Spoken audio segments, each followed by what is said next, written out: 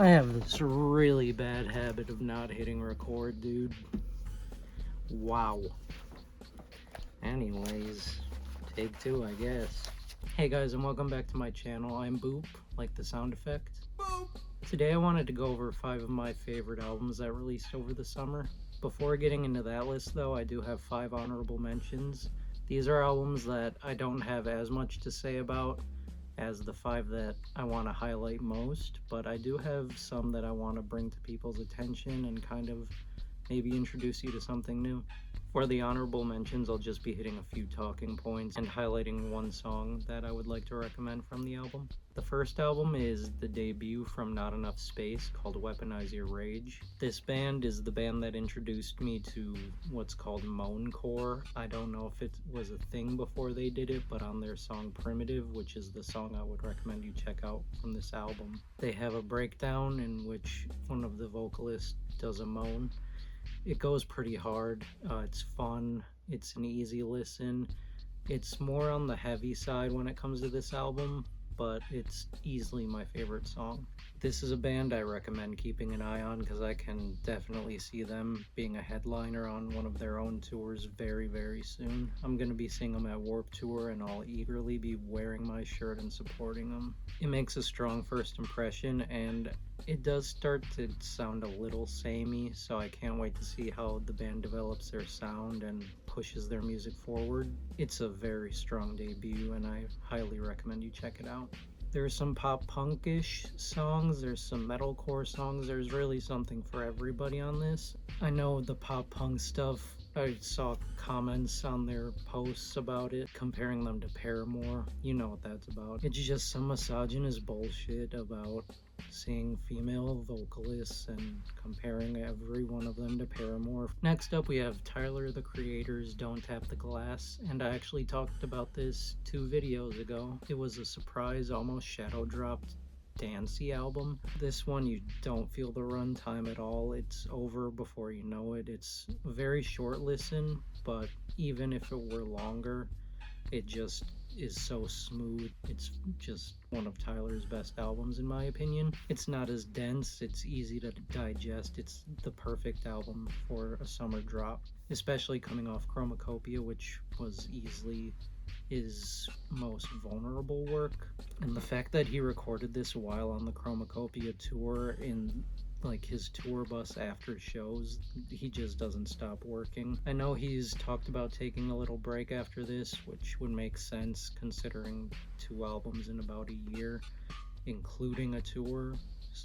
I would miss him for however long he's gone, considering he's given us an album every 2 years for as long as I've been a fan. But I do want him to take care of himself, obviously, put himself first. If anyone's earned a break, it's Tyler, so whatever he decides to do, he has, I'm sure, the whole community's support.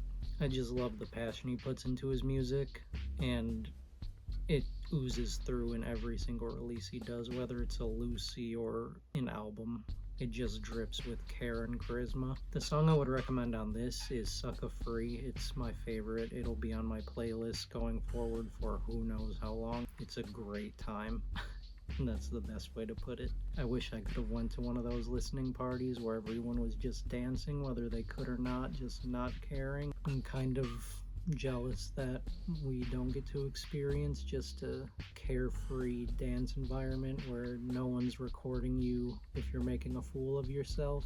Not that you should care anyway. Sometimes it's hard to not care about how you're being perceived, you know? As a side note, I ordered this as soon as it was announced on CD and it was at my door in like 3 days. I don't know how that's possible. Next up we have Earl Sweatshirt's latest release, Live Laugh Love. As soon as he revealed the title, I knew what we were gonna get, and I'm so happy that we got a happy Earl album. On some rap songs, you could hear Earl smiling through his raps in some instances, and that's basically all this album is. It's just Earl being happy, smiling while he's delivering the typical dense but interesting and deep Earl lyrics that he always brings to an album. If you can't tell, I hold Earl in very high regard. He's probably in my top 3 rappers of all time. Look, I'm not gonna be performative and be like, oh, it's classic rapper 1, classic rapper 2, classic rapper 3. Like, I didn't grow up listening to those people. I respect their catalogs and what they did to grow the art. I also have to be honest with myself and know that I grew up listening to Odd Future, and Earl is, I think, a year older than me. We were going through life periods at the same time, so obviously I could relate to that music a lot more than I could relate to, say, Biggie or Pac. That's not to say I don't love their catalogs, it's just not what I was exposed to at the time of my life that I needed to be exposed to it. Another thing about this album is it just showcases Earl's beat selection. I've always loved the beats he's either produced himself or chose. I love his work with The Alchemist. The song I would recommend you check out on this album, it's Heavy Metal, aka Ejecto Cedo. Not only the most fun title on the album, but just the song that spoke to me the most, and I like the artistry Earl weaves with his lyrics. Stands out on this song specifically. Second to last of the honorable mentions, we have an interesting one, another one I've discussed briefly in a previous video. It's Icy Stars, The Wheel. This is Icy Stars' first album in 9 years. I cannot believe it's been that long. I've always loved the vocals and the production on these albums. I miss the electronic core sound, and I was hoping Icy Stars would bring that back in spades and just do their normal Icy Stars shtick. Unfortunately, a lot of this album kind of fell flat. I did enjoy the highs because the highs are really high and they sound like peak Icy Stars, but sometimes the vocal performance specifically sounded like a poor man's Turnstile, like the yelly Turnstile vocals. I love when Turnstile does it because they pull it off and it fits the music well. When Icy Stars does it, it sounds like a cover band. Like, it's not playing to their strengths, and it's not a fully developed sound that I think they should have used on their first release in almost a decade. Or if they did, maybe hone it a little bit and kind of perfect it, since it has been so long. Other parts sounded like Anthony Green, which obviously isn't a bad thing, but it's not what I want on an Icy Stars record. It's a solid foundation to build off of after a long hiatus. Hopefully we see more of Icy Stars, whether they develop this sound or they go back to what they do best, the electronic or production with breakdowns that just sound like 2010. Maybe I'm the problem where I don't want an evolution from them, but we'll get into that with the next entry. My favorite song on this album is easily Eliminator. I think that song is one of my favorite songs of the year.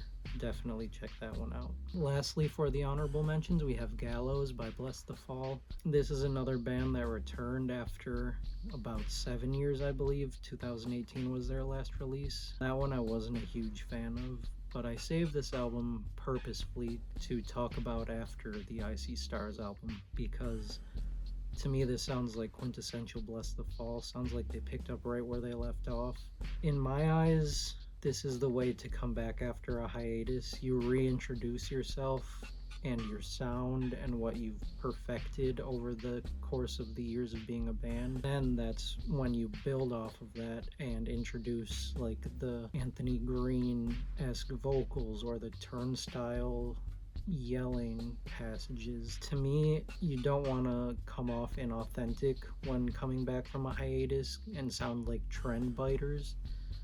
And Bless the Fall did not do that. They came back and they sound like Bless the Fall. Whether they evolve their music going forward, if there even is a forward, I don't know what their plans are. Reintroducing yourself and your sound is what needs to happen in order to come off as authentic and like you want to be doing this still. Bo is at his best. I love the Uncleans Metalcore has been probably the most stagnant genre in recent years, in my opinion at least. It's just all overproduced. Even when I try and dig for new metalcore, it's filled with, like, respect to Jordan Fish, but if you're not Jordan Fish and trying to do the Jordan Fish shit, you just sound overly derivative and it's boring to me. This held my attention throughout the entire runtime. I liked the few features there were. In fact, the track that I would recommend features Story of the Year, where they sound phenomenal.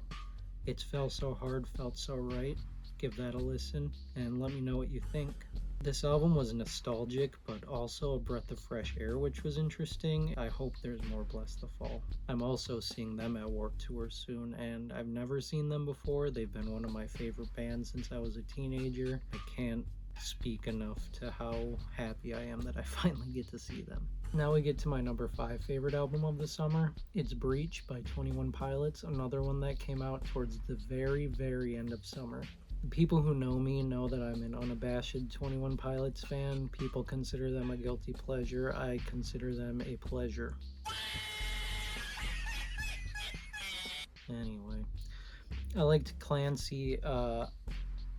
Like everyone else, I didn't like Scaled and Icy. That's not fair. I'm sure you liked it, right? But Vessel to Blurry Faced Trench is an immaculate run. Those are 3 of my favorite albums. I can return to any of those on any given day and listen to them front to back. Josh is one of my favorite drummers, probably of my lifetime. Like drummers that I grew up listening to, he's one of my favorites. As a big fan of prog rock, I like Rush, Tool, Dream Theater and all that. He doesn't hold a candle to them. The bands that grew in notoriety when I was growing up, he's one of the standout drummers in my opinion. Also, like, no one talks about the old drummer from Yellow Card enough. Like, go listen to old Yellow Card and tell me why people aren't talking about the drumming on those albums. Like, that's another story for another day, but get a grip. Like, put some respect on that man's name. I don't know his name. I know he can play the fuck out of drums. I love how the drumming passages on this album have a drum and bass electronic music sound. The way the drums sound make me feel like I'm playing Midnight Club back in the day. I don't know how else to describe it. I'm hugely nostalgic for that sound in that game in particular. Me and my cousin used to play it for hours on end. I still see him playing it on, like, Xbox 360 backwards compatibility. What a game, what a series. Bring that back, Rockstar. And Bully 2. However, I could go without lore. There are too many bands with lore these days. I'm over it. I've never been into the lore of 21 Pilots. If you are, more power to you. I just come here for the music, man. I've always loved Tyler's lyrics as well. I know they're like kind of melodramatic. People say fake deep, but they're deep to the people who need those lyrics. So I don't like the whole fake deep thing. The heavier sounding production, almost like metal sounding in some songs, it fits them perfectly. I hope they move forward and kind of do another album exploring that space a little more. For these 5 albums, I want to recommend 3 songs, and for Breach, I would like to recommend City Walls, The Contract, and Drum Show. Those are the standouts to me. I believe those were the singles as well, so I'm not sure if City Walls was, but they're singles for a reason. I think those songs are amazing. I love when Josh gets vocal duties in any capacity, so I'm a little biased on Drum Show, but it's my favorite album of theirs since Trench, and I think that's saying a lot considering how much I liked Clancy. They got a lot left in the tank, so I hope there's no hiatus planned, but like the Tyler thing, I understand if they do, because I believe this is the fastest they've ever put out back-to-back albums, so we'll see.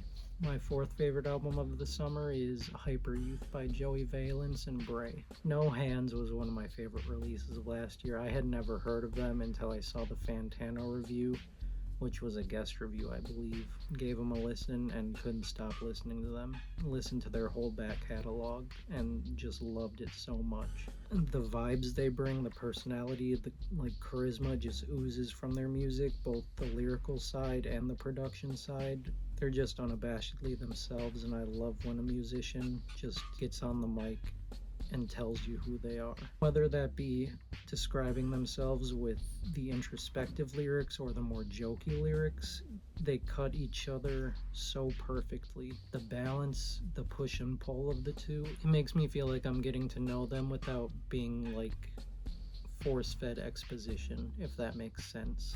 We've all seen movies like that. Some of the vocal inflections they use remind me of Fat Man Scoop. He's a legend. Rest in peace. He had one of my favorite voices in rap. I would have loved to hear a hardcore project with him as the frontman. I think he had one of the most interesting sounding voices, and I'm glad that Joey Valence and Bray kind of carries that forward, because he's someone that doesn't get talked about enough, and his legacy deserves to be remembered and preserved. Going back to the lyricism, I always respect the pop culture references, like the shout out to Halo. My favorite's Halo 3. I'm also partial to ODST. One complaint I do have is all the LeBron mentions. I'm a Heat fan. He left the Heat. We taught him how to win, you know the story. He was not one, not two, blah, blah, blah, blah, blah. Well, we only got two. I'm always happy to hear a Rebecca Black song, whether it's a feature or not. Her last album was really fun. I recommend you checking that out. She paired with the boys on this album very well, but not as perfectly as Peggy. Now, I've talked about my issues with him in the past. I don't see his Twitter anymore, so I'm a fan of his.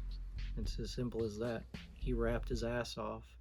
He sounded like the third member of this duo, and if there ever was, it would have to be Peggy. It was a flawless fit. Even more so than No Hands, Joey's production on this album really stands out, and I thought No Hands was produced impeccably. The songs I'd like to highlight on this album are Hyper Youth, What's Up, and Go Hard, with Go Hard probably being my favorite. My third favorite album of the summer, we finally got new JID, bro. Fuck. Finally, man. God does like ugly. I love the name. I love JID. I've been a huge fan of JID's as long as all of you have. Getting West Side Gun involved, he always kills shit. I loved him and JID on the same song together. I want to hear more of that moving forward. The energy they brought was insane. The menacing production on You Ugly as well. It's like, bro, that song makes me want to run through a brick wall, dude. It sounds evil in like a positive way. That's a teaser for an album coming up, by the way. JID on that beat switch too, he sounds hungry and the flow is just filthy. I can't speak enough about how much I love You Ugly. He does mention Mario Kart. He seems like someone who would play Toad, which isn't great, but I would love to whoop his ass. Donkey Kong is who I use because I have taste. You ever see art from someone and they make it look so easy you feel like you could do it? Like the way JID raps makes me feel like I can rap, and I cannot rap. I mentioned the production of You Ugly, but the beat selection, JID's ear for beats on this album, it's incredible. There's not a bad beat on the entire record. The features from Clips, West Side Gun, as previously mentioned, and Vince Staples, they fit the anger of the first half of this album and the last couple songs so perfectly. Those are the rappers that I would want to convey being fed up. JID bringing them in to complement the sound of this album, it was a great choice. I love the Skate Town shout out. That's where I learned to bust my ass and bruise my tailbone. So always fun to bring up those memories. Thanks, JID. After that angry run of songs, it does slow down a bit, which is not my favorite. None of the slower songs are bad at all. I just don't think they would be on my playlist. I've never needed a Ty Dolla $ign feature in my entire life before the memes started. You know the one I'm talking about. I didn't need one before that, I don't need one during it, don't need one after it. If you want a boring feature, you ask Ty Dolla $ign. I don't know how much he charges, but it shouldn't be much. The closing 4 tracks are all very strong and get back to that more up-tempo, angry sound that I liked in the first half. I think Jid's a top 5 rapper of this era after this album. The songs I want to highlight are Community, You Ugly, of course, and GZ. My number 2 favorite album of the summer is Pantheon by Dance Gavin Dance, and I did not expect it to make this list, let alone be number 2. I was so worried about this one. Being a fan of this band is hard enough, but the constant lineup changes makes it to where you never know if you're going to vibe with the new style. They definitely needed a new singer. It was overdue, both from a personal aspect and a talent standpoint. Tillian, outside of his bullshit he brought to the band just constantly in his last few years, he also just didn't bring anything new vocally, and I think they stagnated after Artificial Selection. Each album after Artificial Selection just felt like a more watered down version. It was Tillian not pulling his weight in any of those. The instrumentals continued to get better. John kept working his ass off. You could tell he was evolving. The new singer, Andrew Wells of Idola, I wasn't a fan of his work in that band. To me, he sounded like a generic post-hardcore singer that I've heard a million other times when I see a promoted music post on Instagram. He won me over a little bit more on this album. I think he performed very well. I think he infused some new life and style into the vocals. The band felt more comfortable experimenting with different sounds, which I appreciate after hearing the same album over and over and over for the past fucking decade.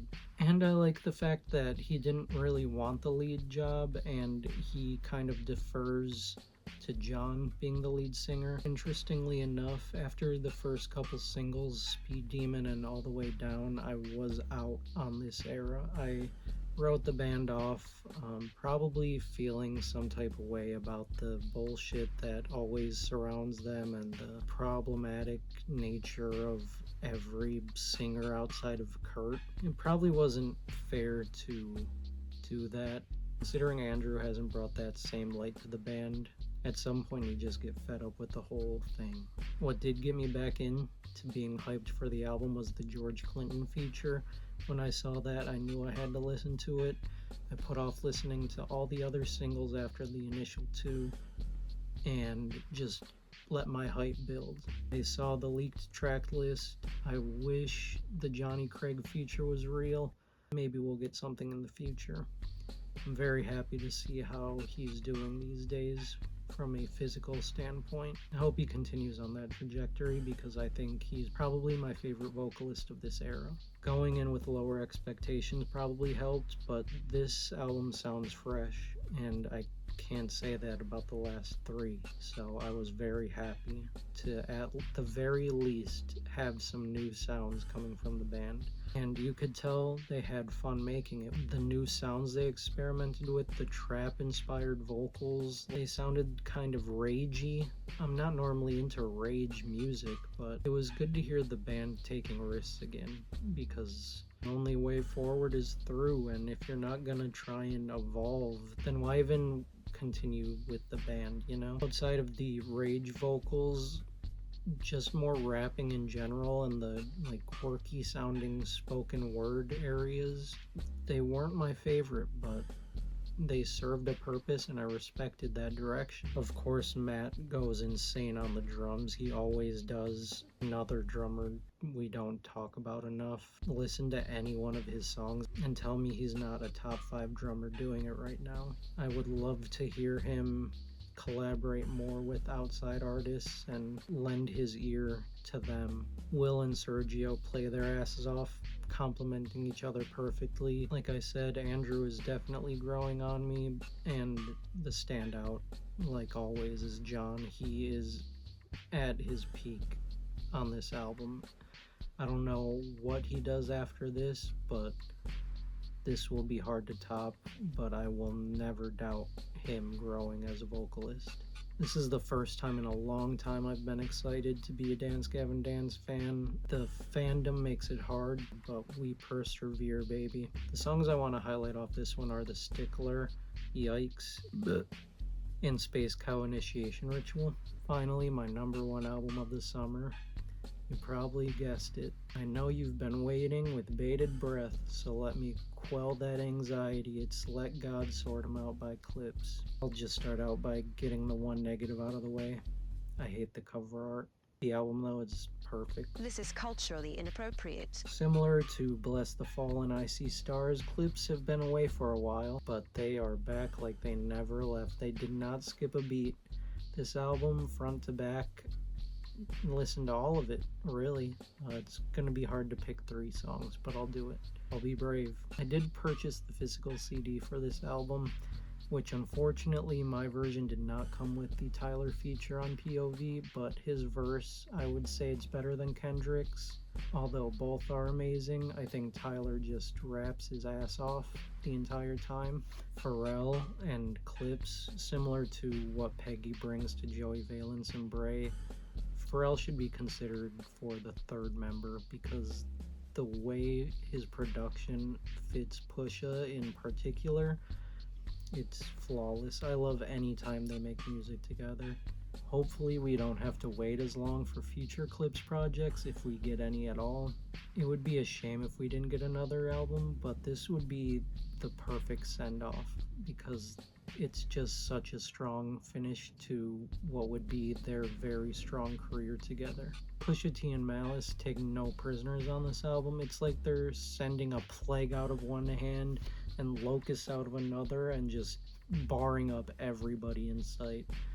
In my opinion, this wins Rap Album of the Year at the Grammys, and it shouldn't be close, honestly. The songs I'd recommend are obviously POV with Tyler's verse, Chains and Whips with Kendrick's verse, and EBITDA. Like I said earlier, the whole album is worth a listen. Even if you don't like rap, I think you could get something out of it. But that's it for this video. Thank you so much if you watched all of this. My last video got like 20 views, which is insane to me. Like, I just started this just because I don't really have many people to talk about music with, and just having this outlet, even just talking to what feels like myself, knowing that someone else is watching it, it's amazing. Music, movies, and games are my favorite media, and to be able to share that with even just one person feels amazing. So thank you very much for watching, and I'll see you in the next one. Bye.